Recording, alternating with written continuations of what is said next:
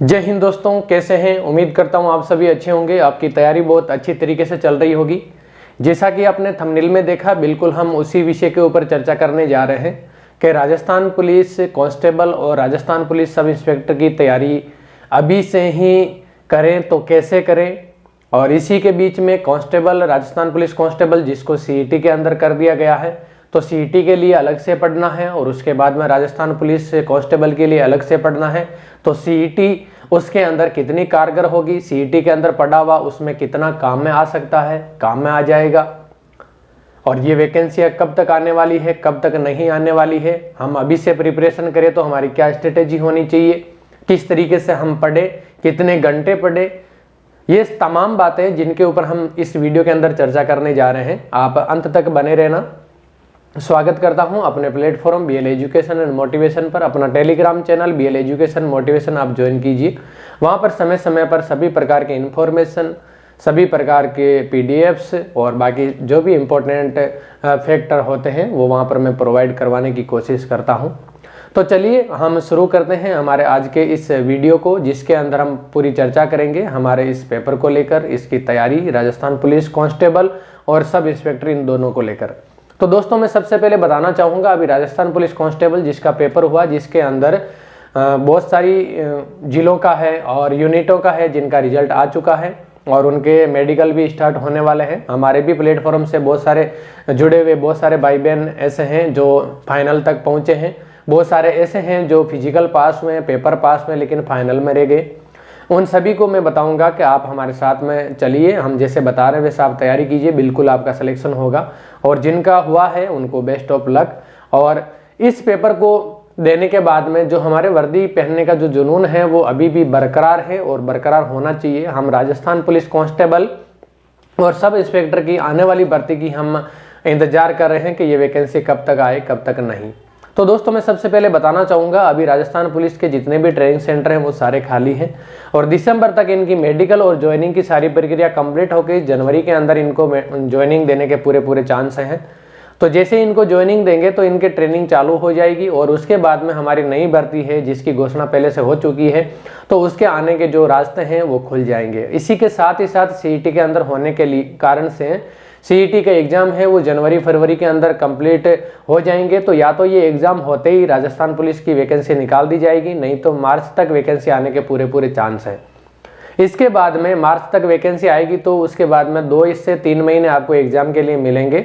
तो आप जून जुलाई तक मान के चलिए इसका आपका पेपर हो सकता है। और अगर नहीं भी हो, 1-2 महीना आगे पीछे भी अगर हो जाए तो कोई बड़ी बात नहीं है, वैकेंसी आएगी और आने के बाद में उसका पेपर भी होगा और आपका सिलेक्शन भी होगा। इसी के साथ में सब इंस्पेक्टर के लिए भी वैकेंसी है, उसकी घोषणा हो रखी है पहले से ही।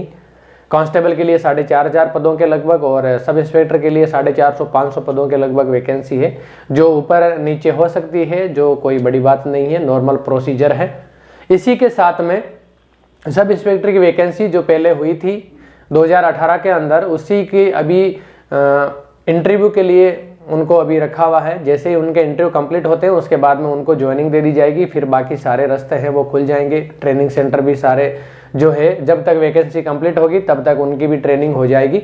तो ये सारी जो प्रक्रियाएं हैं इनको देखते हुए हम ये अनुमान लगा सकते हैं कि हमारे राजस्थान पुलिस कांस्टेबल और सब इंस्पेक्टर दोनों की ही वैकेंसी है वो 2023 में आने की पूरी संभावना है।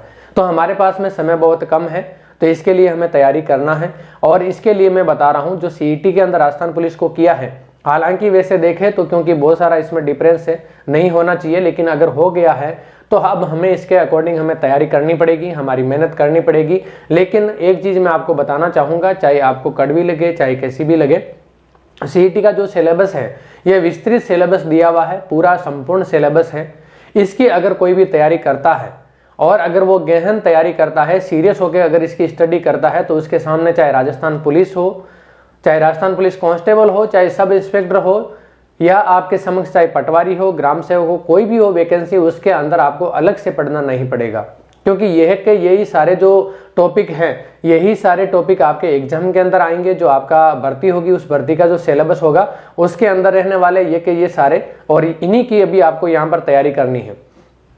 तो आप लोगों के लिए इसके अंदर कुछ भी अलग नहीं है। आप अगर सीईटी की अगर मेहनत करते हैं, तैयारी करते हैं अच्छे से, तो आपके 1 नहीं, 2 नहीं, 3 नहीं, सारे के सारे जो पेपर है वो आपके क्लियर हो जाएंगे। इवन राजस्थान पुलिस भी हो, चाहे इसके अलावा भी कोई राजस्थान का एग्जाम हो, क्योंकि उसके अंदर सारे सब्जेक्ट है। राजस्थान का जीके जीएस है, art culture, geography, political science है, उसके बाद में आपकी हिस्ट्री, और इसी के साथ ही साथ Hindi, English, computer, mental ability, reasoning, mathematics, सारे के सारे जो टॉपिक हैं, सारे के सारे सब्जेक्ट है वो उसके अंदर कवर है। और अगर इनकी तैयारी करता है तो इससे संबंधित आने वाले किसी भी एग्जाम के अंदर, पेपर के अंदर जो भी सब्जेक्ट आएंगे वो सारे के सारे हमारे क्लियर रहेंगे और हमारा सिलेक्शन होने के जो चांसेज है वो बढ़ जाएंगे। लेकिन हमें करना पड़ेगा, हमारी तैयारी है उसको सीरियसली, और उसको एक थोड़ा गहन स्टडी, गहन तैयारी, आपको डीपली तैयारी आपको सीईटी के लिए करनी पड़ेगी। तब आप सीईटी भी पास हो जाएंगे और साथ ही साथ आपका जो एग्जाम आएगा उसके अंदर भी आपको कम मेहनत करना पड़ेगा, कम समय के अंदर आप रिवीजन करके भी सिलेक्शन ले सकते हैं। ये तो थी ये जो हमारा सीईटी का, इसमें कितना फायदा है कितना नहीं है, राजस्थान पुलिस कांस्टेबल एसआई की वैकेंसी कब तक आने वाली है कब तक नहीं। अब इसके बाद में हम थोड़ी सी चर्चा करेंगे कि हमें तैयारी कैसे करनी चाहिए। अगर सीईटी की, हम राजस्थान पुलिस के अंदर भी अगर सीईटी लागू किया तो सीईटी की तैयारी करें तो कैसे करें, ताकि हमारे सभी सब्जेक्ट भी कवर हो जाए, सीईटी भी क्लियर हो जाए और बाकी एग्जाम के लिए भी हमारी तैयारी है वो अच्छी सी हो जाए। दोस्तों मेरा मानना है कि कोई भी स्टूडेंट जो तैयारी करने वाला है उसके लिए 6 घंटे की जो नींद है वो सफिशियंट है। इसके बाद में अगर आप 2-4 घंटे भी अगर आपका जो टाइमिंग मिला के भी अगर आप करते हैं तो 10 हो गया, 2 घंटे और भी अगर मान लिया तो भी आपका कोई दिक्कत नहीं है। आपके पास में 12 घंटे का समय है वो आपके पास में है। और 12 घंटे के अंदर अगर आप नॉर्मल, अगर आप हर आधे घंटे बाद में 5 मिनट का ब्रेक, 10 मिनट का ब्रेक देके भी अगर आप तैयारी करते हैं तो आप लोगों के लिए 10 घंटे का टाइम है वो निकलता है आपकी बिल्कुल एक परफेक्ट तैयारी के लिए। और 10 घंटे डेली के बहुत ही एक सफिशियंट टाइम है आपकी, चाहे किसी भी प्रकार की कितना भी चाहे विस्तृत सिलेबस हो आप आराम से कवर कर सकते हैं। अब आपको ज़रूरी है कि यहाँ पर आप स्ट्रेटेजी क्या अपनाते हैं, कैसे तैयारी करते हैं। मैंने जैसे बताया, आप अगर उसी स्ट्रेटेजी से पढ़ाई करते हैं तो जितने भी हमारे प्लेटफॉर्म से जुड़े हुए और अगर मेरी बात किसी ने 1% भी मानी और उस तरह से अगर तैयारी की है तो उनका सिलेक्शन हुआ है, उन्होंने मुझे फीडबैक भी दिया है। मैं जरूर बताऊंगा, उन सभी का नाम भी बताऊंगा, उनको सबको सम्मानित भी करेंगे हम। लेकिन हमारी जो एकेडमी है वो इस्टेब्लिश हो जाए तो वहाँ पर बुला के ये सारी प्रक्रियाएं भी हम करेंगे, सारे इवेंट भी करेंगे, आप निश्चिंत रहें। तो दोस्तों हमारी जो स्ट्रेटेजी है मैं आप लोगों को बताऊँ, आप सारे के सारे सब्जेक्ट हैं उनको आपको पढ़ना है, सारे सब्जेक्टों को आपको पर डे का आप रूटीन बनाना है 2-3 घंटे का। किसी एक सब्जेक्ट को आप ऐसा टाइम नहीं दें कि एक को पढ़ें उसके बाद में दूसरे को स्टार्ट करें। इससे अच्छा रहेगा कि आप सारे सब्जेक्ट को मॉर्निंग से लेके जब तक आपका टाइम है उसमें सभी सब्जेक्ट को, ज़्यादा से ज़्यादा सब्जेक्ट को आप कवर करने की कोशिश करें, सभी सब्जेक्ट को साथ में लेकर चलें। इसके बाद में आप सैटरडे के दिन है आप रिवीजन करें, उसके बाद में संडे के दिन है आप टेस्ट सीरीज दीजिए, क्विज कीजिए, आप मॉडल पेपर कीजिए, टेस्ट पेपर दीजिए, एग्जाम रिव्यू बुक पढ़िए, पुराने पेपर हैं उनको उठाइए, उनको देखिए।